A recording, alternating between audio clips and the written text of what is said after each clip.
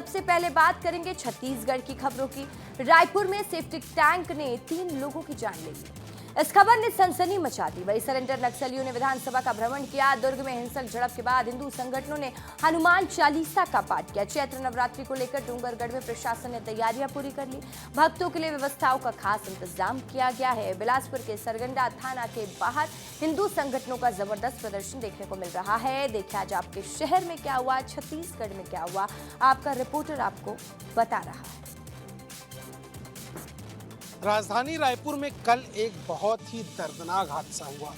इस दर्दनाक हादसे में 3 लोगों की मौत हो गई और मौत भी कहां हुई, एक हॉस्पिटल में। राजधानी रायपुर में बीती रात एक बेहद दर्दनाक हादसा हुआ जिसने 3 परिवारों की खुशियां हमेशा हमेशा के लिए छीन ली। सेप्टिक टैंक की सफाई करने उतरे 3 सफाई कर्मचारियों की जहरीली गैस के कारण मौत हो गई। इस हादसे के बाद परिवारों का रो रो कर बुरा हाल है। किसी के घर का इकलौता बेटा हमेशा के लिए चला गया तो कहीं 4 महीने की बच्ची के सिर से उसके पिता का साया उठ गया। सबसे मार्मिक बात यह है कि एक माँ जो पहले ही अपने पति के निधन के दुख के खबर से उबर नहीं पाई थी, उसने अब अपने बेटे को भी खो दिया है। घटना के बाद परिजनों ने अस्पताल प्रबंधन पर लापरवाही के गंभीर आरोप लगाए हैं। उनका कहना है कि मजदूरों को बिना किसी सुरक्षा उपकरण के सेप्टिक टैंक में उतारा गया और सुरक्षा नियमों का पालन नहीं किया गया। अगर जरूरी सावधानियां बरती जाती तो यह हादसा टाला जा सकता था। वहीं पुलिस पूरे मामले की जांच में जुटी है और हादसे के कारणों के साथ साथ लापरवाही के आरोपों की भी पड़ताल की जा रही है। परिजनों ने अस्पताल वालों से बातचीत की, मुआवजे की बात हुई, नौकरी की बात हुई और कई सारी चीजों पे जो है चर्चा हुई है, जिसके बाद यहाँ से परिजन गए। लेकिन अब देखना होगा कि इसमें मर्ग कायम होने के बाद जांच होती है, जांच में क्या सामने आता है और किस पर जो है FIR दर्ज कर आगे की कार्रवाई की जाती है। पुनर्वास कर चुके 140 आत्मसमर्पित नक्सलियों ने आज विधानसभा की कार्यवाही देखी। बस्तर में विकास के बयार बह रही है। नक्सलवाद अपनी आखिरी सांसें गिन रहा है और नक्सली बड़ी संख्या में लगातार आत्मसमर्पण कर रहे हैं। आत्मसमर्पित नक्सलियों के पुनर्वास के लिए सरकार कई प्रयास कर रही है। इसी कड़ी में लोकतंत्र कैसे चलता है, लोकतंत्र में कानून का निर्माण कैसे होता है, योजनाओं के क्रियान्वयन पर कैसे चर्चा की जाती है, इसे देखने के लिए 140 आत्मसमर्पित नक्सली विधानसभा पहुंचे। इन आत्मसमर्पित नक्सलियों में 36 बीजापुर और 16 कांकेर के हैं। आत्मसमर्पित नक्सलियों ने गृह मंत्री विजय शर्मा से मुलाकात की है। विजय शर्मा ने आत्मसमर्पित नक्सलियों का गले लगाकर स्वागत किया। ये तस्वीर अपने आप में मिसाल पेश कर रही है। केंद्र के साथ साथ राज्य सरकार नक्सलियों के पुनर्वास को लेकर कितना प्रतिबद्ध है, ये तस्वीर बता रही है। जिन नक्सलियों ने आत्मसमर्पण कर लिया है उन लोगों को सरकार यहाँ लाकर, रायपुर लाकर अलग अलग जगहों का भ्रमण करा रही है। इसके अलावा लोकतंत्र के मंदिर विधानसभा में विधानसभा की कार्यवाही दिखवा रही है ताकि आने वाले दिनों में कैसे मुख्यधारा से जुड़कर बेहतर जीवन जी सके, इस ओर सरकार कामकाज कर रही है।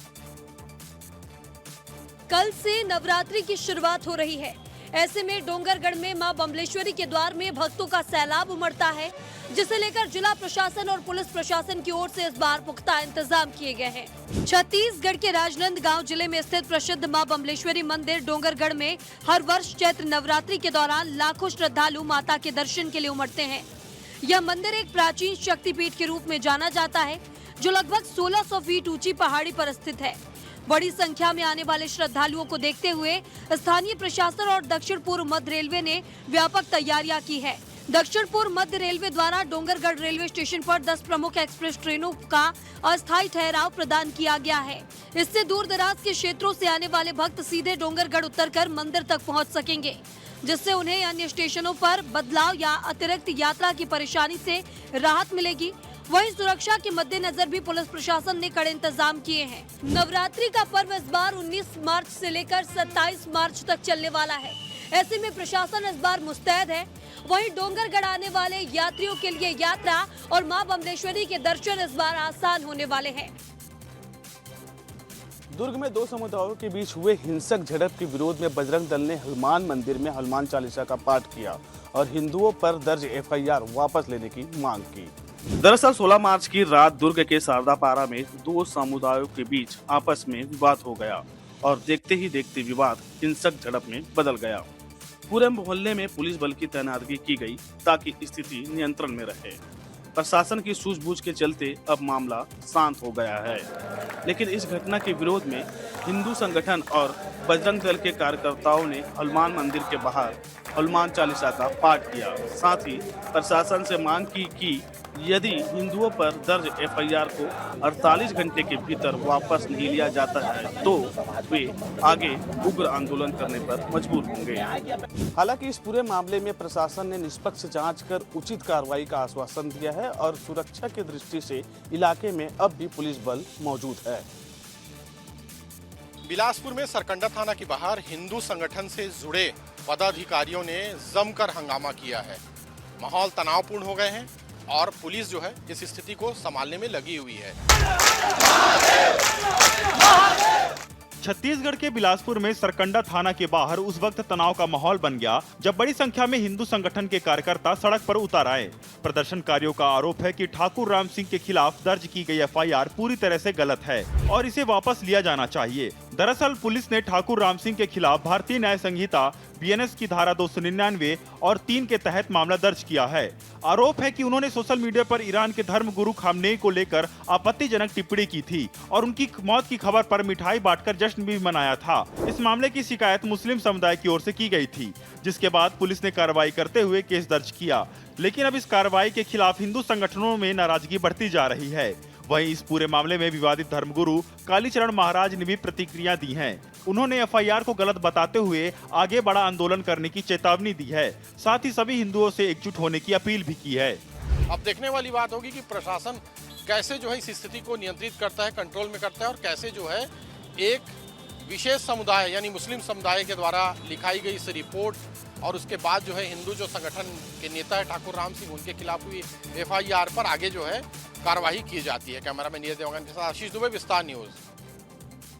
दुर्ग में आईआईटी भिलाई से लेकर जुनवानी रोड तक जो कैनाल रोड परियोजना का जो रोड निर्माण होना था उस पर विरोध तेज हो गया है। वार्ड नंबर 15 के रहवासियों ने परदेसी चौक पर जमकर हंगामा किया और चक्का जाम कर दिया है।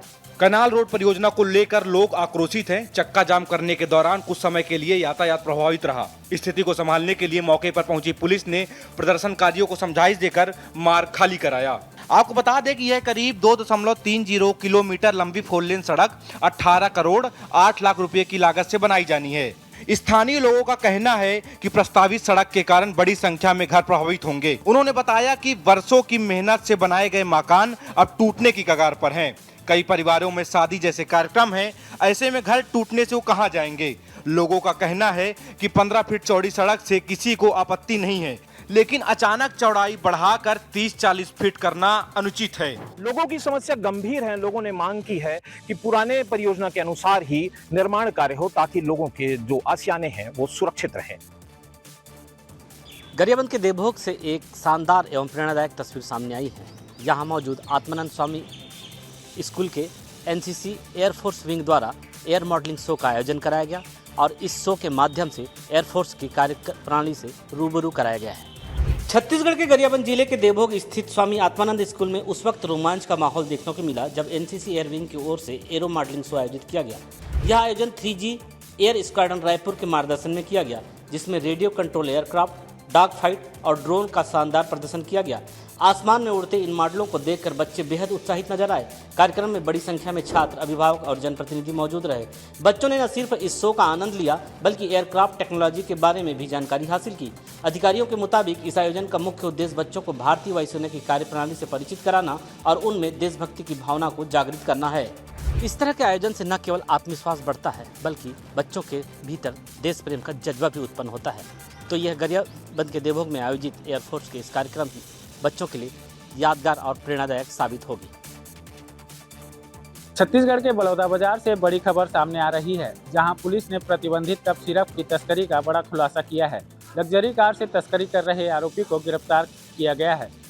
छत्तीसगढ़ के बलौदा बाजार जिले में पुलिस को एक बड़ी कामयाबी हाथ लगी है। भाटापारा ग्रामीण थाना क्षेत्र में पुलिस ने कार्रवाई करते हुए प्रतिबंधित कप सिरप की तस्करी कर रहे एक आरोपी को गिरफ्तार किया है। पुलिस के मुताबिक आरोपी लग्जरी कार में अवैध कप सिरप की सप्लाई कर रहा था। छापेमारी के दौरान आरोपी के कब्जे से 50 पीस कोरेक्स कप सिरप बरामद किया गया है। कार्रवाई के दौरान पुलिस ने तस्करी में इस्तेमाल की जा रही कार समेत करीब 7 लाख रुपए का माल जब्त किया है। यह कार्रवाई मुखबिर की सूचना के आधार पर की गई। पुलिस ने आरोपी के खिलाफ संबंधित धाराओं के तहत मामला दर्ज कर लिया है और यह पता लगाने की कोशिश की जा रही है कि इस नेटवर्क में और कौन कौन शामिल है। बताया जा रहा है कि प्रतिबंधित कप सिरप का इस्तेमाल नशे के रूप में किया जाता है, जिसकी तस्करी पर पुलिस लगातार नजर बनाए हुए है। तो बलौदा बाजार में पुलिस की इस कार्रवाई से नशे के कारोबार पर एक और बड़ा वार हुआ है। अब देखना होगा कि इस नेटवर्क के और कितने चेहरे सामने आते हैं। खैरागढ़ जिले से बेहद गर्व कर देने वाली खबर सामने आई है, जहां देवरी स्थित केजऊ राम स्मृति विद्या मंदिर के छात्रों ने इतिहास रच दिया है। सैनिक स्कूल प्रवेश परीक्षा में 30 छात्रों का चयन हुआ है। खैरागढ़ जिले के ग्राम देवरी का केजऊ राम स्मृति विद्या मंदिर आज पूरे क्षेत्र के लिए गौरव का प्रतीक बना हुआ है। सैनिक स्कूल प्रवेश परीक्षा में यहाँ के 30 विद्यार्थियों ने सफलता हासिल कर इतिहास रचा है। इसमें से एक छात्र ने पूरे छत्तीसगढ़ में टॉप कर न सिर्फ अपने स्कूल का बल्कि पूरे जिले का नाम रोशन किया है। स्कूल प्रबंधन और शिक्षकों की मेहनत अब रंग लाने लगी है और ग्रामीण क्षेत्र के बच्चों ने यह साबित कर दिया है कि प्रतिभा किसी संसाधन का मोहताज नहीं होती। इस शानदार उपलब्धि पर छत्तीसगढ़ के मुख्यमंत्री विष्णुदेव साय ने आज अपने निवास में सभी सफल विद्यार्थियों को सम्मानित करने के लिए न्योता दिया है और उनके उज्जवल भविष्य की कामना भी की है। हर कोई इन होनहार छात्रों की तारीफ करने से थक नहीं रहा है। स्कूल समेत पूरे खैरागढ़ जिले में गर्व का माहौल है।